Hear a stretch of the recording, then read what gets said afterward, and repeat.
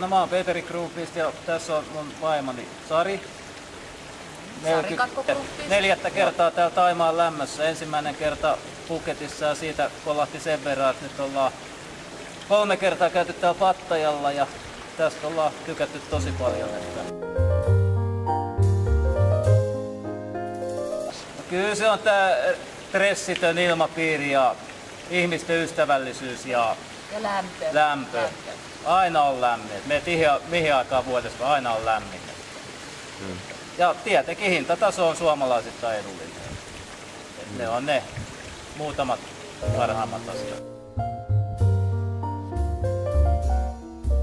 No sanotaan, että se oli extempore. Joo, ja sanotaan, että se oli mun vanhempien, nehän nyt jää kohta eläkkeelle, mun äiti on eläkkeellä nyt ja mun isäukko jäänyt tässä vuoden 2 sisään. Niin se oli vähän se yhteinen päätös, että ei pitänyt ihan vielä ostaa, mutta sitten tästä Ollilan kautta saatiin kohtuuhintaa, niin ostettiin nyt sitten extemporea tämä asunto. Enemmän oli niin kuin varmaan puhetta, tai me ekana puhuttiin, että no jos sitten joskus niin kuin eläkeiässä, sitten ostettaisiin täältä asuntoja.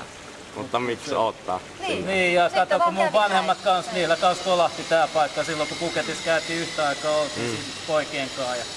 Ja niille kolahti kanssa samalla tavalla kuin meihin, että ne on kuitenkin, että yhteispäätöksellä sitten. No me saatiin, se oli karkeasti arvioiden noin 25 000. Et se oli pikkusen listahinnasta alaspäin, että me saatiin edullisesti tämä asunto. Joo. Mutta siinä noin 25 000 vähän yrittäjille. Meillähän on niin siellä verhot valmiina, ne tuli siihen hintaan ja peitteet. Et siinä oli siinä oli, että saatiin kohtuuhintaa. Sillä rahalla saa 38 neliöisen kaksion, että avaimet käteen periaatteella. Ollaan oltu nyt ensimmäistä kertaa tässä asunnossa ja tosi tyytyväisiä ollaan oltu. Että ei ole niinku meillä mitään moitteen sijaa. Ei. Kaikki meni ihan nappiin.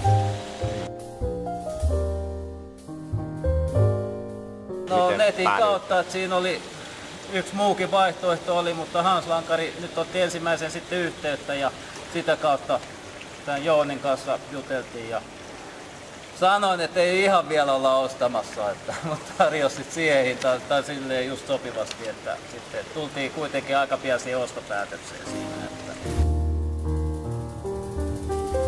Että itse asiassa Joonihan ne hoiti kaikki, ettei meidän tarvitse kun lähettää rahaa aina välillä Joonille.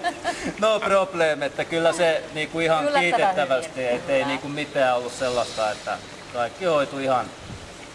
Että kyllä siinä ainakin me saatiin Joonilta tosi hyvää palvelua, että sähköpostilla ihan, ja rahasiirrolla Suomesta sitten. Ja aina saatiin uusia valokuvia, missä vaiheessa tämä rakennus on.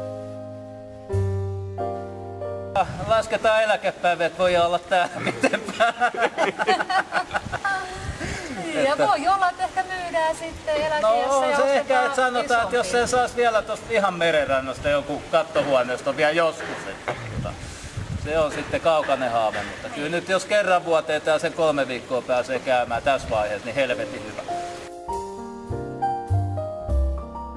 No taksi menneen tulleen Bangkokista tänne ja takaisin. Joo. Sen kautta ja se menee niin vaivattaan. Ei, muutama retki meillä on. Joo, tossa käytiin Koh-Sametin, Jooni järkkäs me Koh-Sametin retken nyt tässä viikko takaperin.